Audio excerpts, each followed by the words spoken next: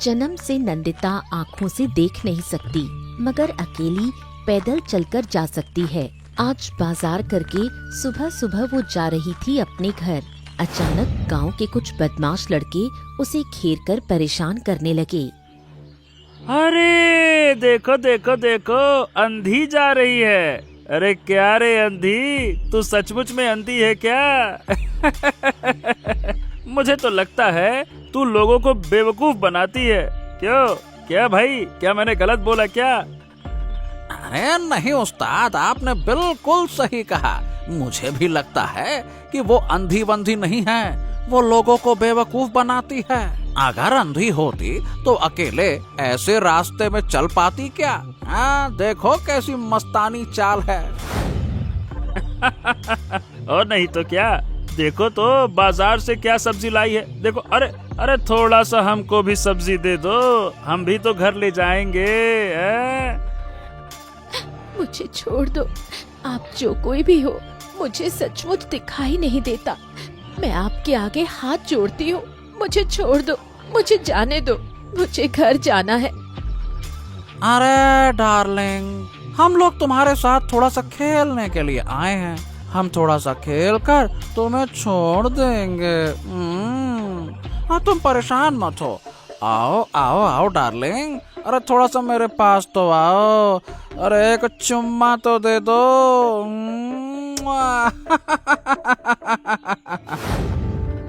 फिर वो दोनों लड़के आगे आकर नंदिता को घेर लेते हैं और उसे परेशान करते हैं।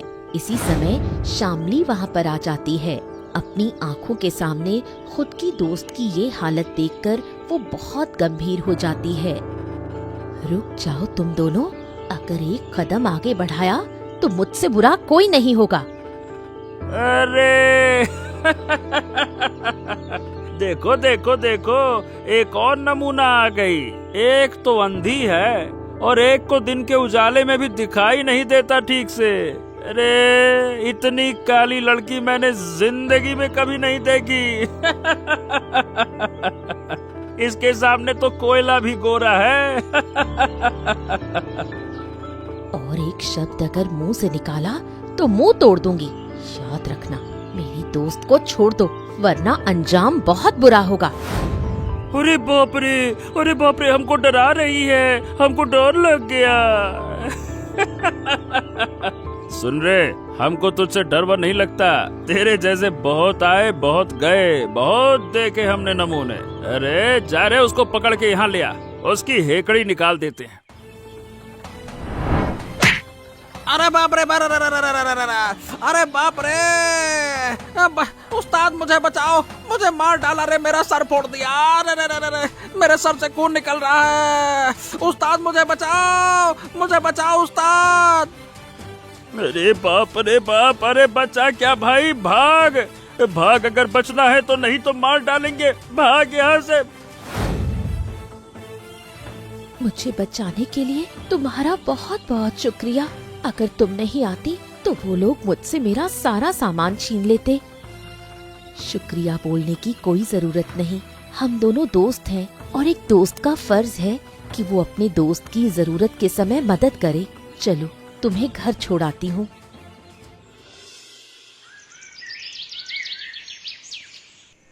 शाम के अंधकार में अपनी दोस्त को आते हुए देखकर शामली चौंक जाती है। अरे नंदिता, तू इस समय अंधेरे में क्यों आई मेरे घर? तुझे कुछ चाहिए क्या?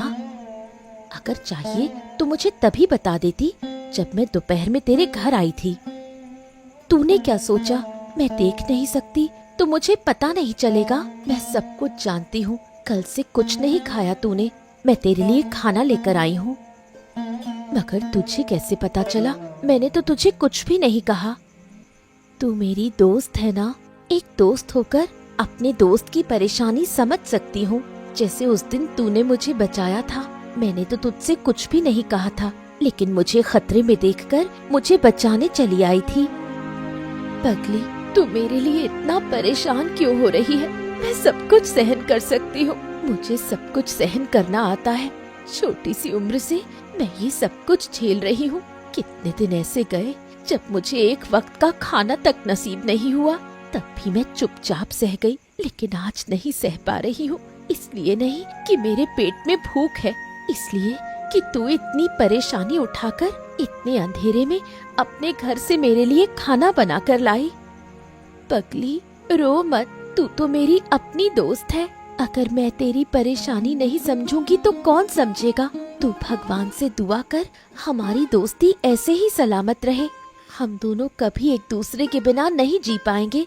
मेरी जिंदगी में तेरी बहुत कीमत है।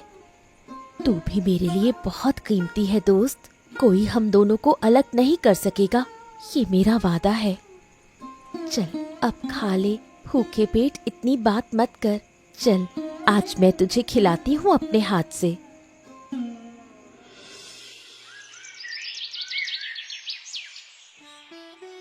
अरे लड़कियों, नंदिता और श्यामली, अरे नंदिता, अरे लड़कियों, अरे तुम दोनों क्या कर रही हो? अरे देखो देखो देखो, तुम्हारे घर में किसको लेकर आया हूँ।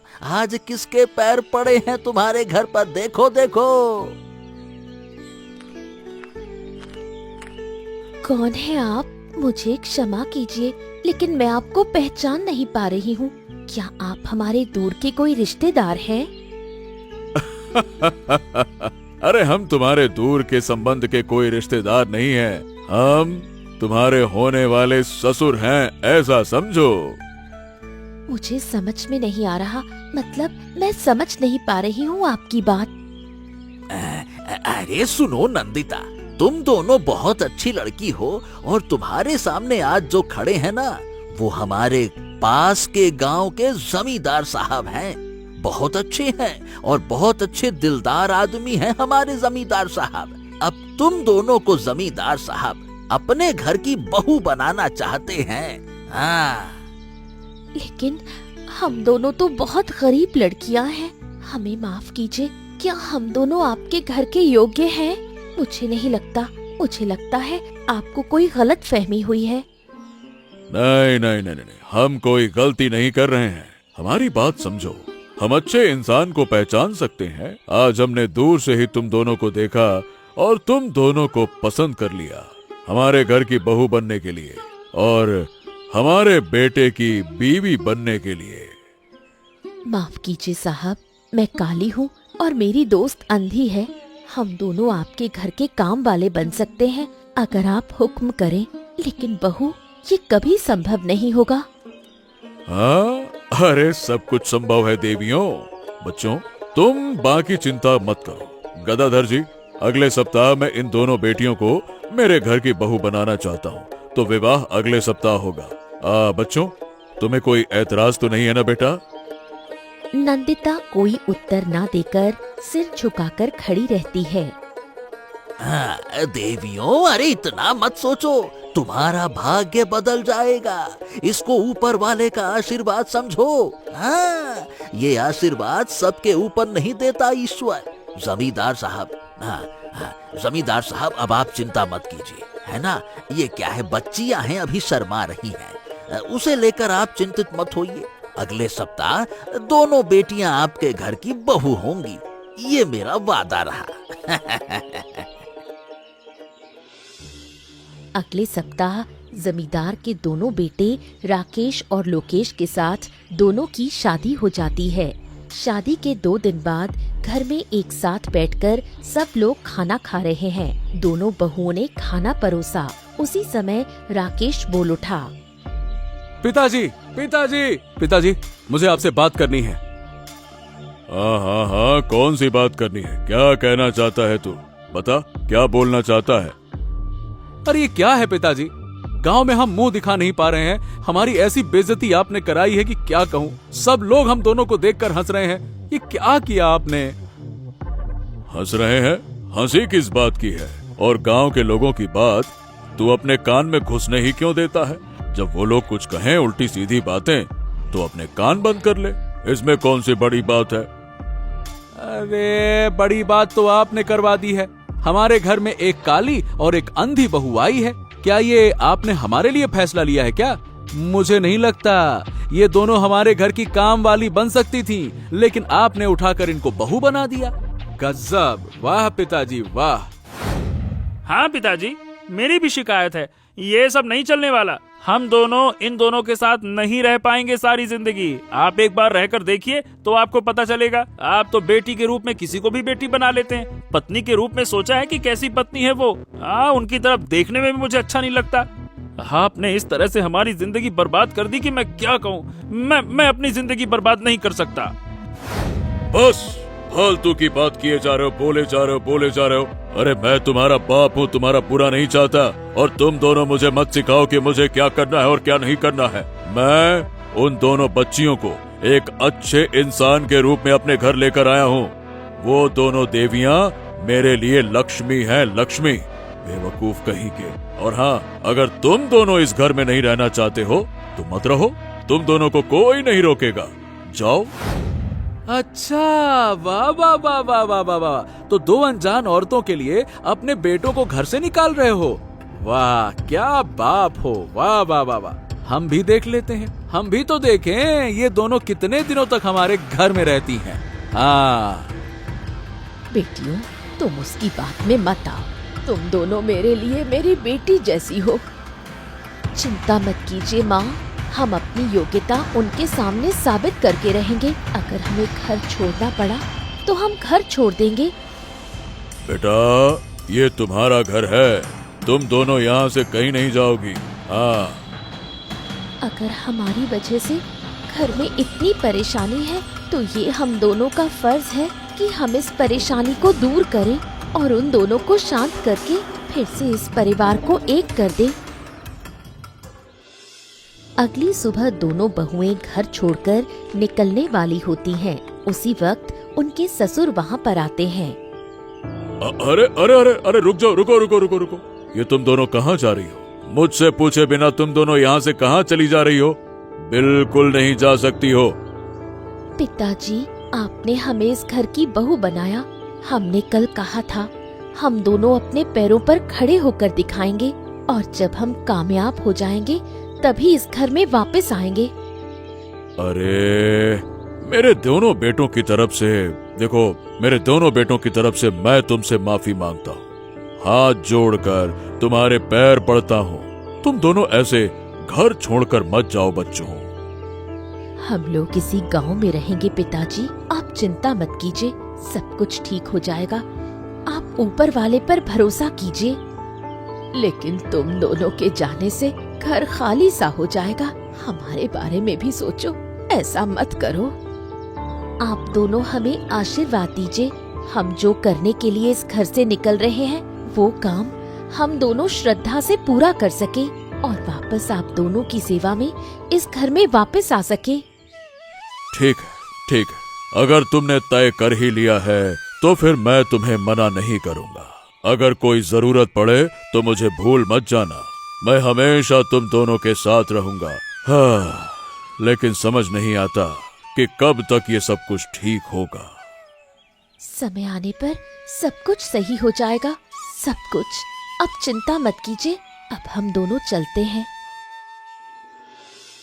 दोनों दोस्त गांव के रास्ते में एक पेड़ के नीचे अपनी झोपड़ी बनाकर रहने लगी। कुछ दिन बाद उन्होंने वहां पर एक होटल खोल दिया जहां पर उन दोनों ने खाना पकाकर बेचना शुरू किया, जिस वजह से उन दोनों को गांव वालों का बहुत प्यार मिला।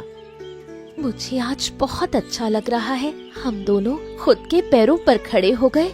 हमारा यहाँ बहुत सम्मान है, लोग हमारा खाना पसंद कर रहे हैं। मुझे बहुत अच्छा लग रहा है। नंदिता, तू उधर देख, किसी को कुछ चाहिए तो नहीं? अरे हाँ, सुनो, मुझे थोड़ा सा दाल और चावल देना जरा, और थोड़ा सा चिकन भी दे देना। तुम्हारे चिकन की खुशबू बहुत अच्छी है। सही बता रहा हूँ बेटियों, तुम दोनों बहुत अच्छा खाना पका सकती हो। तुम और तरक्की करोगी, ये मैं लिख के देता हूँ। बहुत बहुत शुक्रिया। अगर आप इसी तरह हमारे साथ रहेंगे तो हम दोनों इस होटल को और बड़ा बना लेंगे और यहाँ पर और भी तरह के नए नए खानों का इंतजाम करेंगे। अरे हाँ, हम तो आ ही रहे हैं। रोज यहाँ पर खाने आ रहे हैं हम। तुम चिंता मत करो, हम सब तुम्हारे साथ हैं। लाओ, थोड़ा सा शोरमा लाओ। मैं यही सुनना चाहती थी। हम दोनों को और मन लगाकर खाना पकाना पड़ेगा। अगर ये लोग रूठ गए तो सब खत्म हो जाएगा। रात हो चुकी है। जमींदार महेंद्र सिंह के दोनों बेटे राकेश और लोकेश काम से घर लौट रहे हैं जंगल के रास्ते से।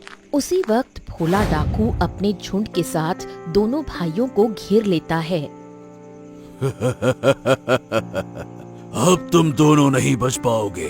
तुम दोनों के पास जो भी खजाना है, पैसा है, सब कुछ हमें दे दो अगर जिंदा रहना चाहते हो तो, नहीं तो यही तुम दोनों को खत्म कर देंगे।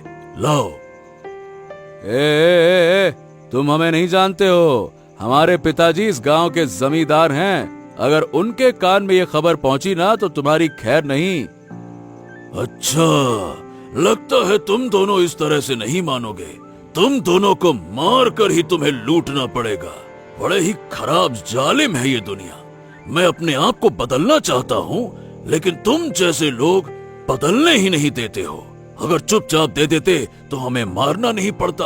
अब देखो मैं तुम्हारा क्या हाल करता हूँ। अरे चलो रे, भाग चलो यहाँ से। सब कुछ ले लिया पैसे वैसे। अब ये दोनों यहीं मर जाएंगे। चलो।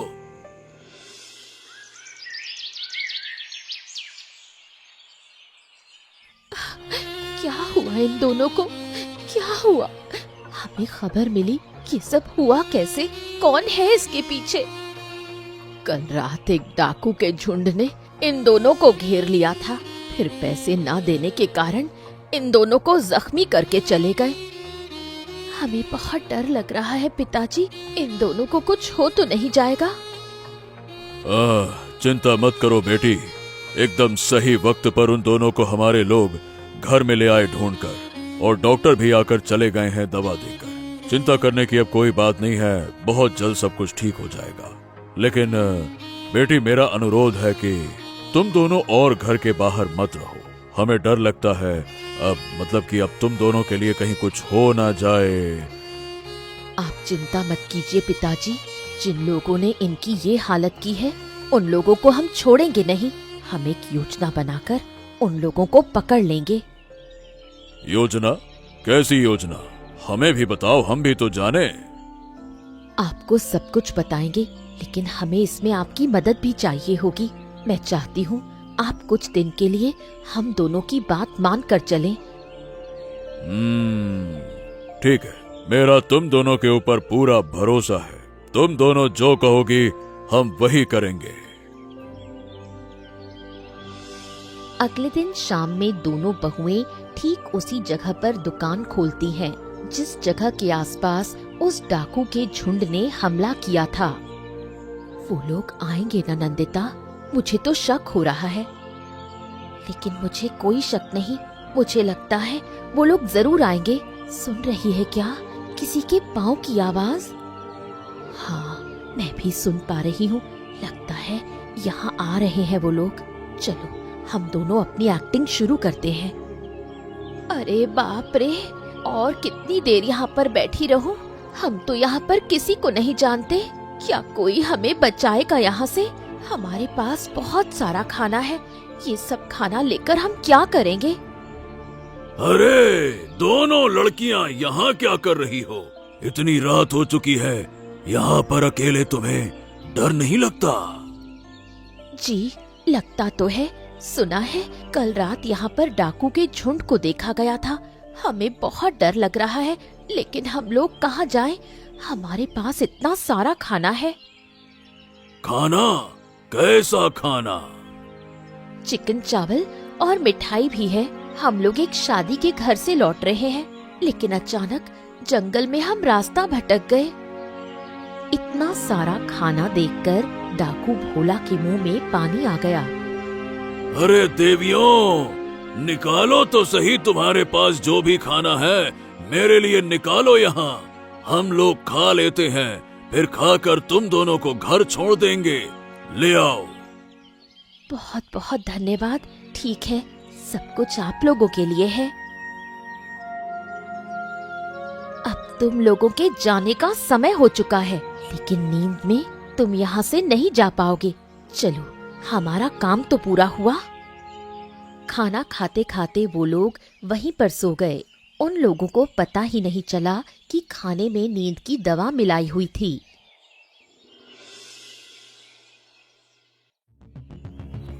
और डाकुओं को मत छोड़ना गांव वालों। इस झुंड ने हमारे गांव में बहुत नुकसान पहुंचाया है। आज मेरे दोनों बहू की वजह से इन लोगों को पकड़ लिया गया है। अरे अरे हमें छोड़ दो, हमें छोड़ दो, हमारी बात मानो, हमें छोड़ दो। हम लोग ऐसा काम नहीं करेंगे, नहीं करेंगे। हम लोग गांव के भले के लिए काम करेंगे अब से। हमें छोड़ दो, हमें छोड़ दो, छोड़ दो हमें, छोड़ दो हमें, छोड़ दो, छोड़ दो। तुम लोगों पर विश्वास नहीं होता। तुम झूठ बोलकर यहाँ से चले जाओगे और फिर से कहीं और जाकर ऐसे अत्याचार शुरू कर दोगे। अरे एक मौका तो दो। हम हाथ जोड़कर गांव वालों से माफी मांगते हैं। हमें जो बोला जाएगा, जो काम करने को बोला जाएगा, हम वो करेंगे। एक मौका तो दीजिए। हाँ तो ठीक है, इस साल पूरे गांव वालों की जमीन पर ये डाकू और उसके झुंड लोग खेती करेंगे और जो भी खेती से लाभ होगा हम सब लोग मिल बैठ कर लेंगे, ठीक है? लेकिन इस डाकू और उनके झुंड को कुछ भी नहीं मिलेगा। अगर ये लोग भागने की कोशिश करें तो अगली बार पकड़ के इनको अच्छे से मारेंगे और मार ही डालेंगे। हाँ, अगर राजी हो तो बताओ। हाँ जी जी जी, आप जैसा कहेंगे हम वैसा करेंगे। ठीक है, ठीक है, ठीक है। गांव वाले दोनों बहुओं की जय जयकार करते हैं। गर्व से जमींदार महेंद्र का सीना चौड़ा हो जाता है। दोनों बहुएं बहुत खुश हैं। जो गांव वाले उन दोनों को उल्टा सीधा बोलते रहते थे, आज वो लोग उनसे बहुत प्यार करते हैं। बोलो तो, जिस डाकू ने गांव के ऊपर आक्रमण किया था उसका नाम क्या है? अपने जवाब जरूर कमेंट में बताना। और ऐसी मजेदार कहानी के लिए हमारे चैनल को जरूर सब्सक्राइब कर देना।